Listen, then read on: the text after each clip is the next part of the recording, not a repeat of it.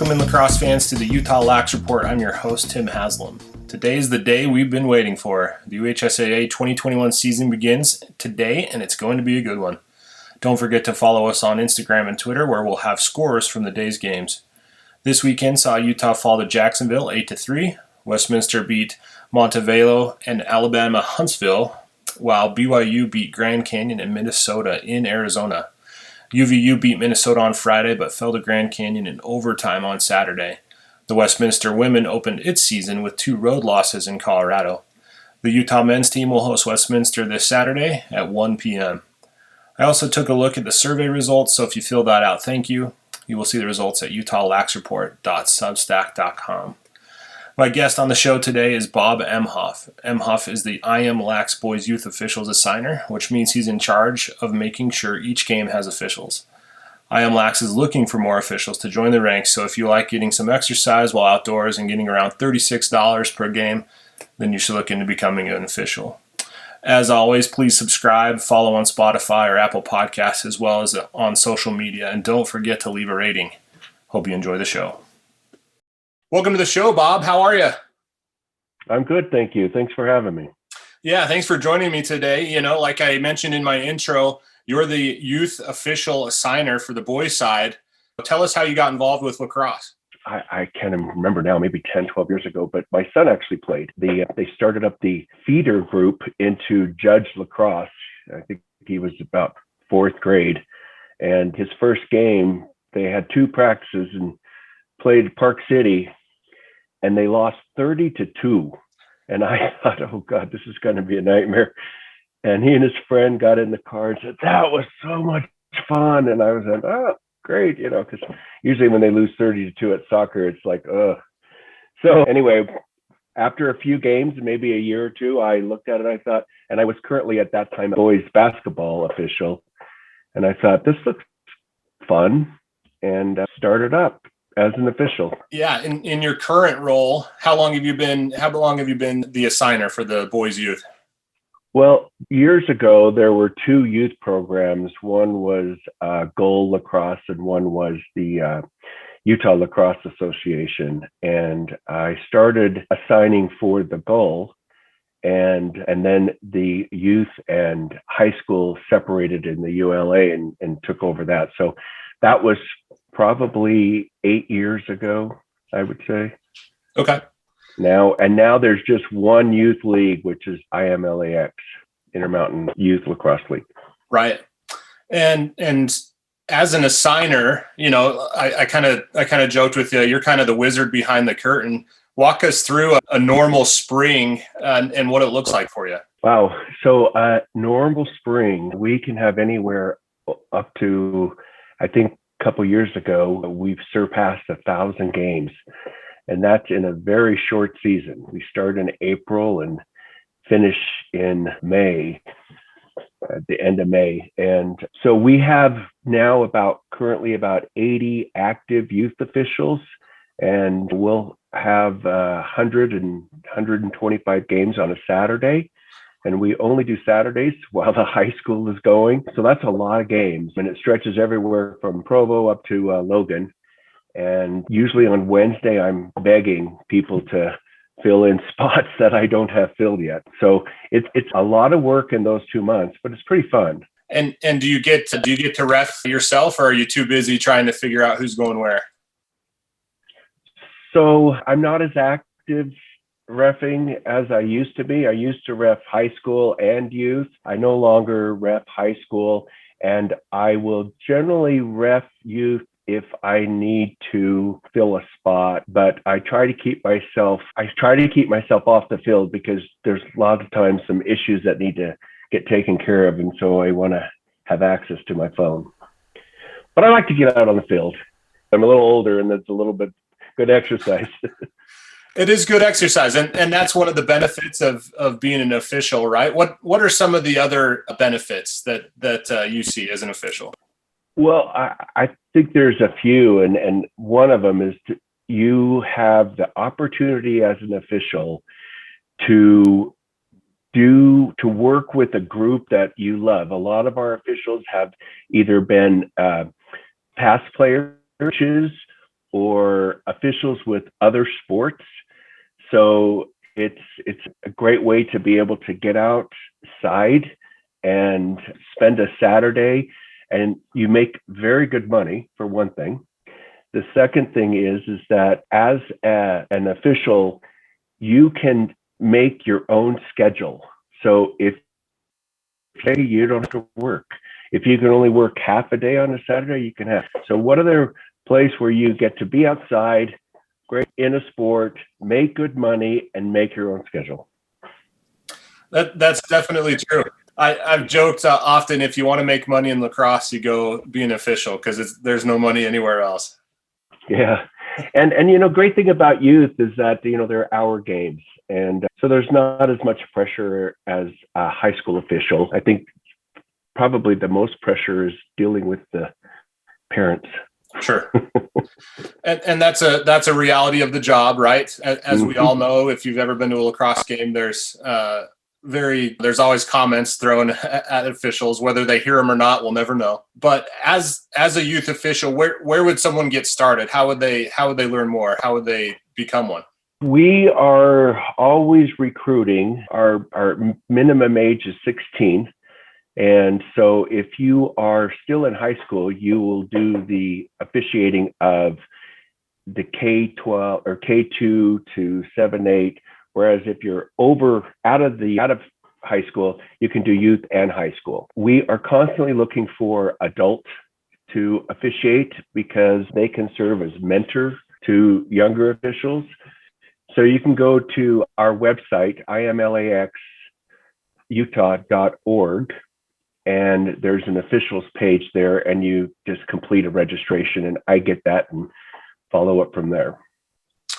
And talking about officials, they're part of their own little, I say union, that's a bad way to describe it, but they're part of their own little group. Is that correct? And you join that group, and then from there you get assigned to your level of ability.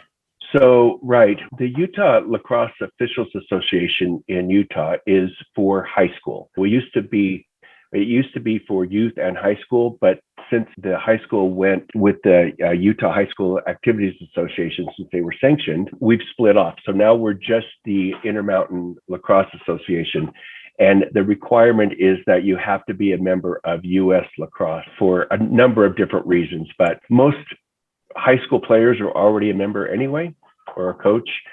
So it's not that big of a deal. But yeah, so it's run through the IMLax League, which is located in Murray, and me. What I'm assuming this also applies to women's and girls officials, correct? There's a need for them as well, and they can go through this same path to officiating women's games. Correct. There's a different assigner for that, and there's a different league, but it is run through the same program or the same league. And we do a lot of tournaments throughout the year too, and some of those tournaments are external places that come in town. They're not just run by our league, so they're run by maybe Adrenaline League and or the Aloha tournament, and they actually want men and women, so they have boys and girls games, and they're fun. Usually 2 days. Friday and a Saturday, get out there. You can do 6 or 7 games a day, make pretty good money, and it's a fun atmosphere. It's a great way to stay involved in the game. I've obviously coaching is one way to stay involved, but there's a lot of demands on a coach, and so like you said, with being an official, especially a youth official, you can control your own schedule and determine how involved you want to be. You mentioned the external tournaments, and then there's obviously lacrosse in the fall. So in reality, you could be reffing from April to October-ish, right? Absolutely. Last year, because of the pandemic, it was a very shortened season, but lacrosse did actually manage in June to have a month of lacrosse. I mean, there were a lot of parameters and differences. We didn't have full 10 on 10, we had 7 on 7, but there still were tournaments. And then we had fall lacrosse.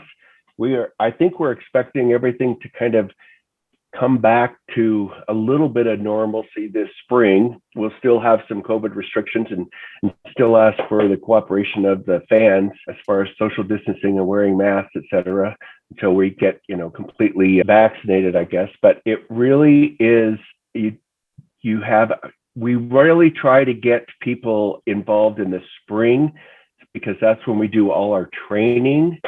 But we have found that in the summer, we'll do a couple extra trainings for those who, see it in the spring and hear about it and want to participate in the fall.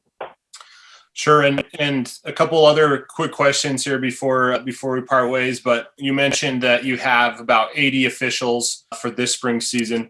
What's your ideal mark? How many officials would you be pleased with? Well, we have 80. That doesn't mean they're always going to be active. So I like to get over 100. My thing is if I can get 110 or 120, then I'm not begging for people to help out on games. And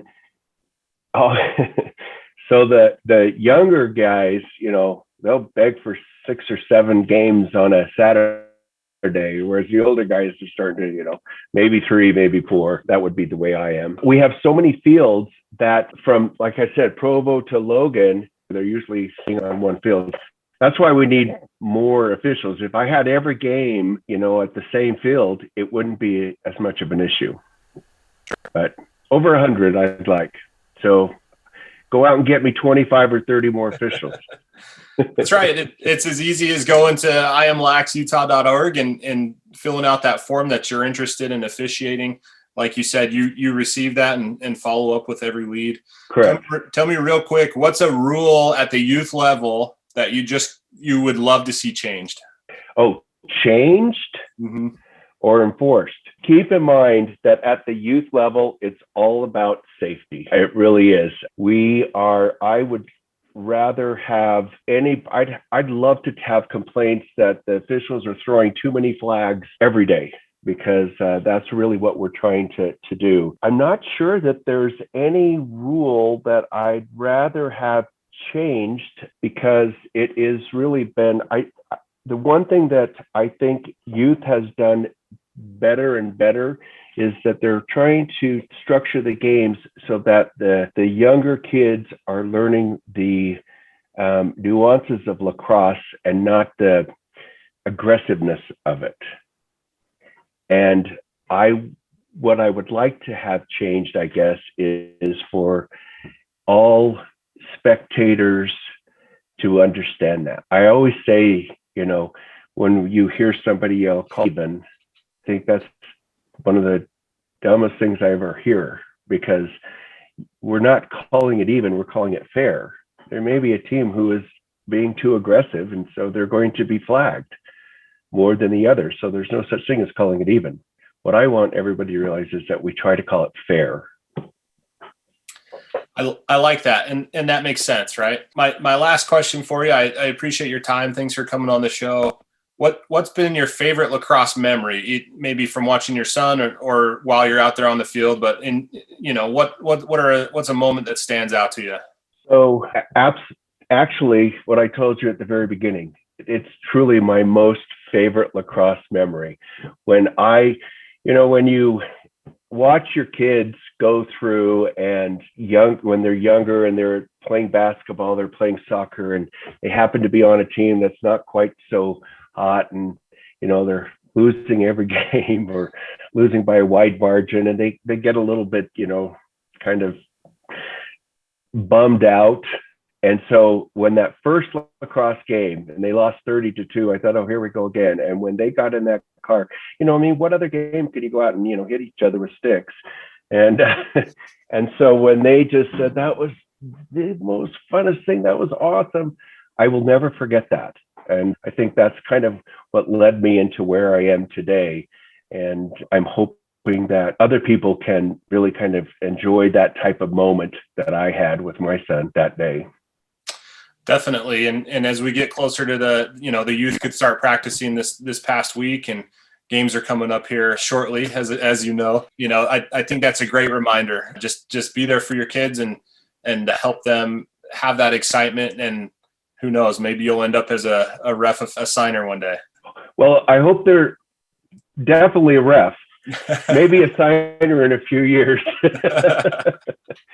Thanks, Tim. I really do appreciate this, and hopefully we can get some others out there to get excited about the game. Our biggest goal too is to get these young kids out there doing officiating, so they can, if they go on to college, they can do that while they're in college. It's a great way to earn some money while in college, and then beyond that, start doing high school. Great. Well, thanks again, Bob, for being on the show, and I'm sure we'll see you on the sidelines one day.